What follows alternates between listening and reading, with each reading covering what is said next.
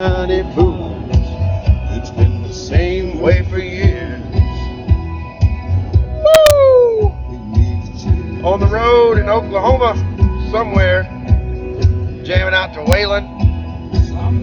On my way to Wolfe Customs Gathering. There you go, this is where we're driving. Sycamores. Having a good old time.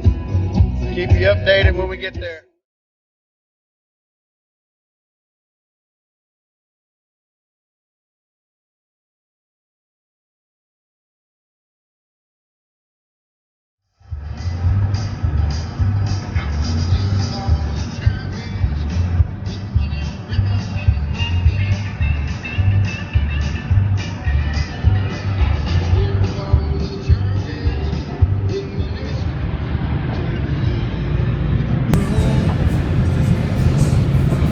Arkansas River.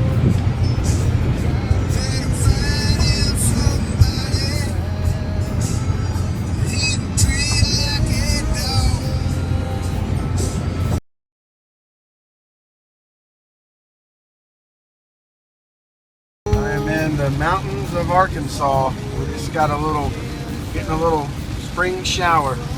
It's crazy. I was down below this area and it was pretty and the sun was starting to poke out, and as I went uphill and got up here into the mountains, it's raining. It's cool. You can see the rain in the valleys and all that. So it's been a long time since I've been up in this part of my state, and probably since high school. And man, I sure miss it. That pretty river down there. So almost there.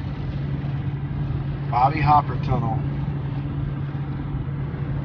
goes through the mountains. Isn't this cool? I haven't been through this thing in so long. Man, this is bringing back such good memories. It's just gorgeous. Like a little bit of the spring rain.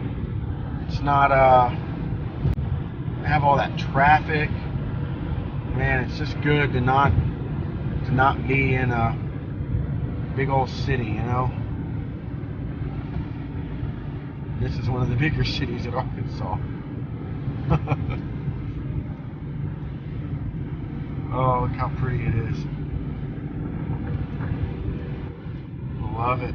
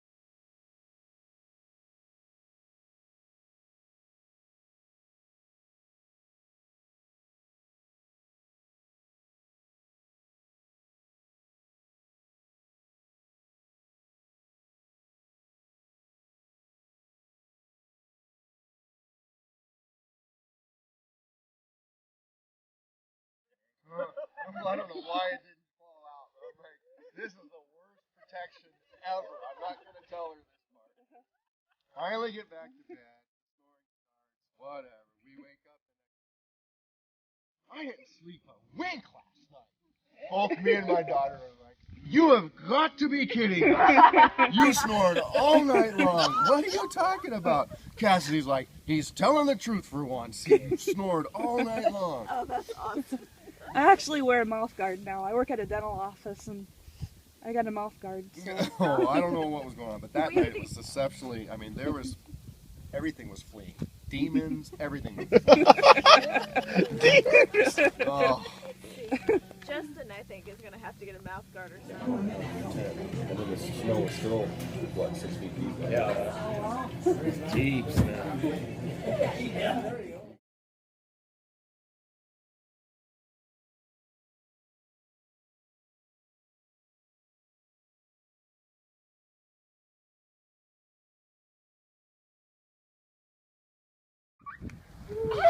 Dad, really?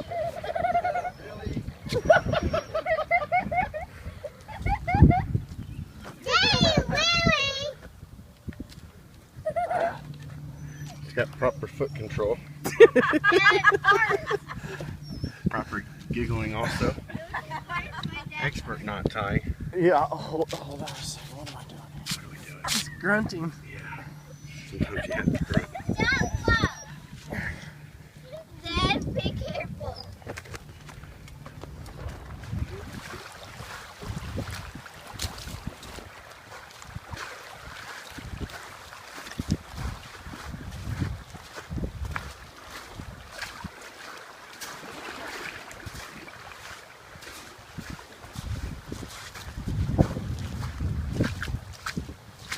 Remember the dead cedars that were up there?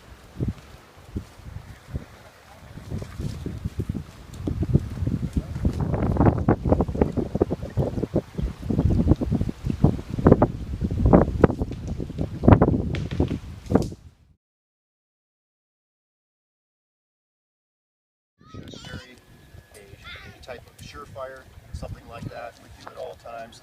But this is practice. We like to practice with this stuff. So, all right, let me just get right into it. What I did is I went to your guys' cedar trees that you have here, and it all seems to be just, like I said, shedding off the tree.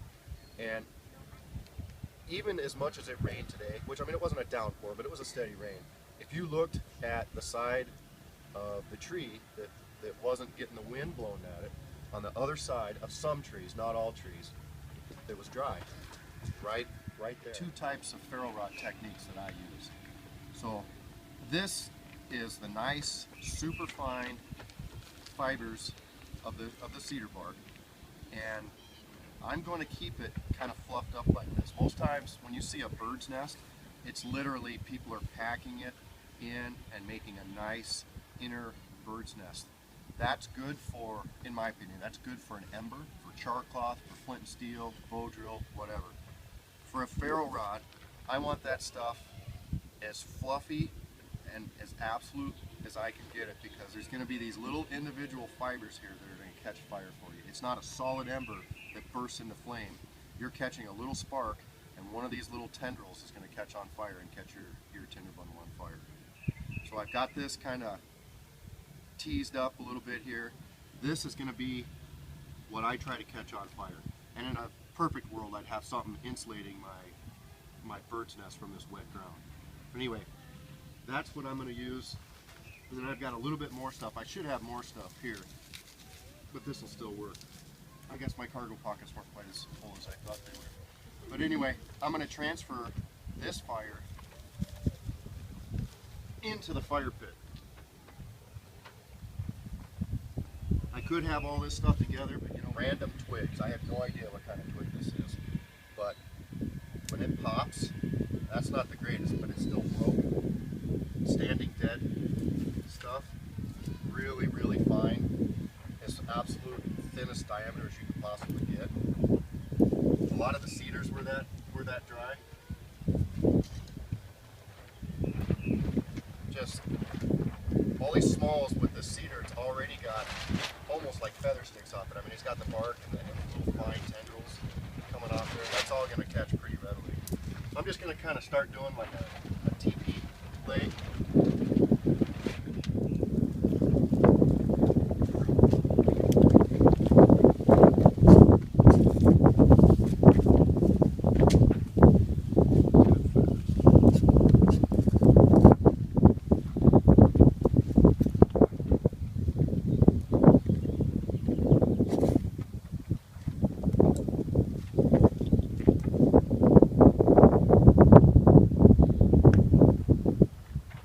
Cedar bark still has some moisture in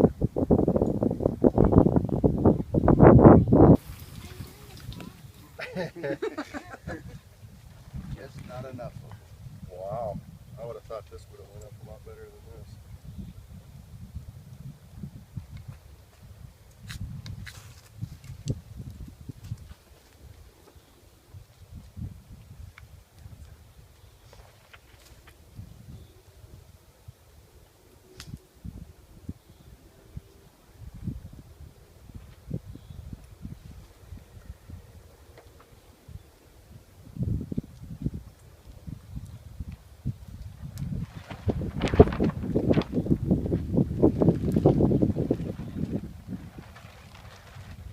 fine line between blowing on it too much and not letting it catch, and then letting it go out because there's not enough oxygen. The wind's doing pretty good right now. Every once in a while it's good to blow on it, give it a little burst of heat. But I think that's going to take off right there. Different knots, and I think he does really good at it. So it's all yours, buddy. You've taught me plenty, and I'm going to show one right now. Okay, let's see. And if I don't remember it right, you could jump in and help me out. Okay. Because I'll go ahead and start out with what is usually the most common problem if you have rope. You kind of need to know how to bundle it up so it's not a disaster. Yeah.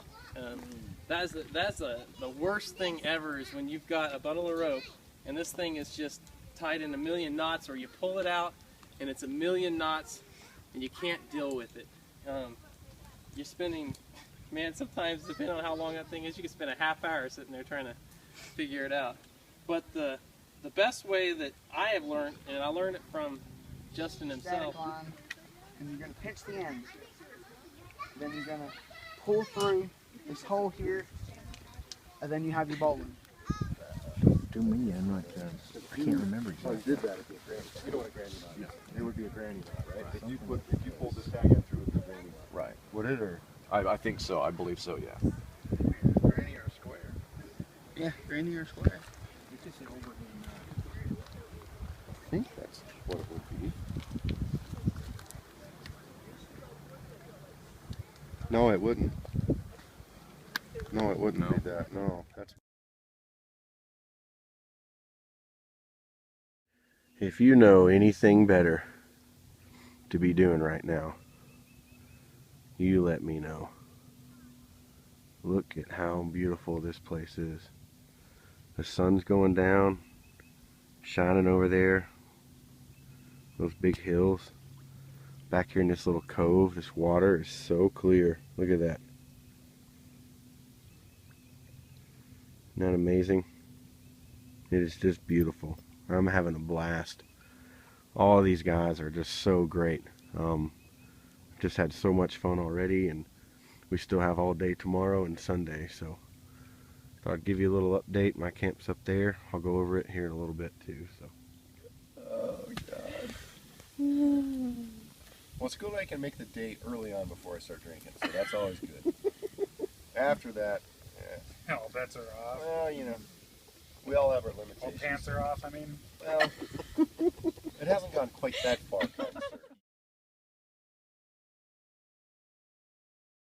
Well, it's 8:30 in the morning on Saturday here at Wolfe Customs, and good night. I slept great. I haven't slept that great outside, and I don't know how long. The hammock just keeps getting better and better, so I'm sold. It's the way to go. Today, in between classes and stuff, I'm going to go over my setup and what I've got, and then my real good buddy John Gandy is actually here, and I'll go over his setup too. It's really cool. So, well, over here at the base camp cooking some breakfast. I'll be down. I got you. I just dropped my bacon in the car. We got Mr. John Gandy cooking up his bacon. I got some coffee and some bacon. Here's our amazing wind block and our little tarp set up above. It's supposed to rain. It didn't do it yesterday, so now we're just enjoying it. And it's actually worked really well last night, reflecting this big white man fire we had.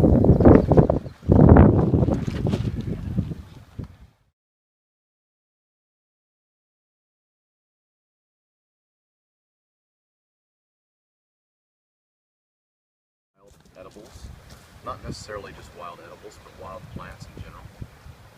And the gentleman that's going to be giving this class is Travis Henry, Survive Without. As you can see, he has got a nice assortment of books. This is definitely one of his passions, and I always enjoy walking around with Travis because he's very knowledgeable and always learning new stuff when it comes to this. So, we'll let Travis Travis, take it. So I brought literally, this is not probably even a quarter of the books that I got, and I wanted to kind of lay these out here to kind of give you an idea of it's not possible. I mean, this is a lifetime thing that you have to be passionate about to even remotely know plants.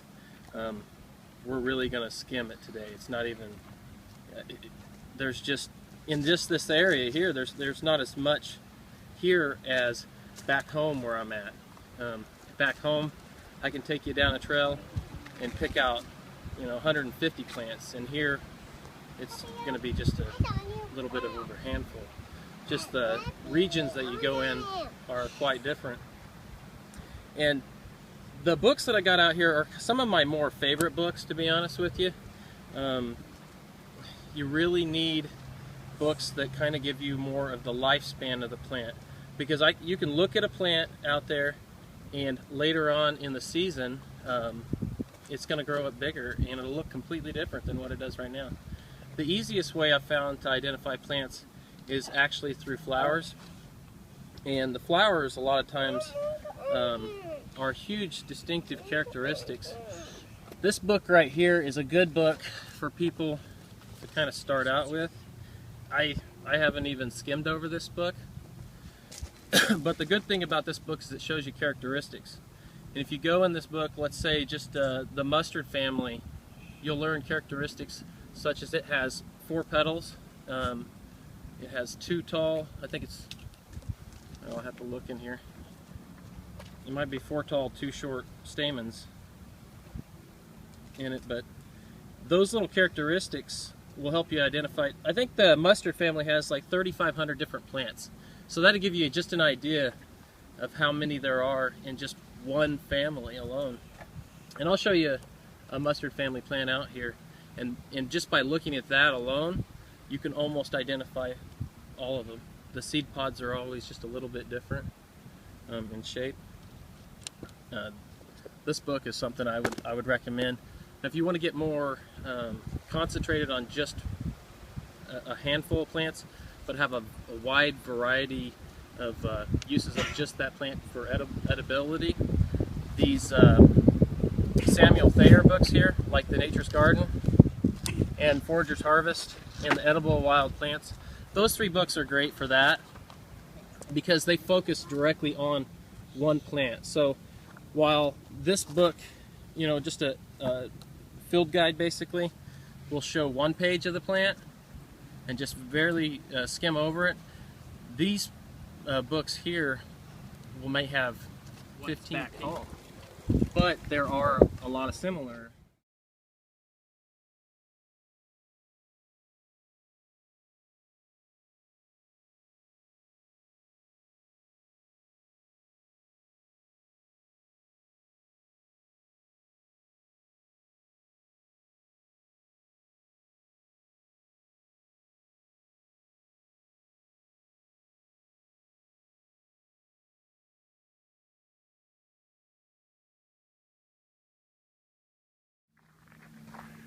So, Mr. John Gandy was having some issues with his tarps.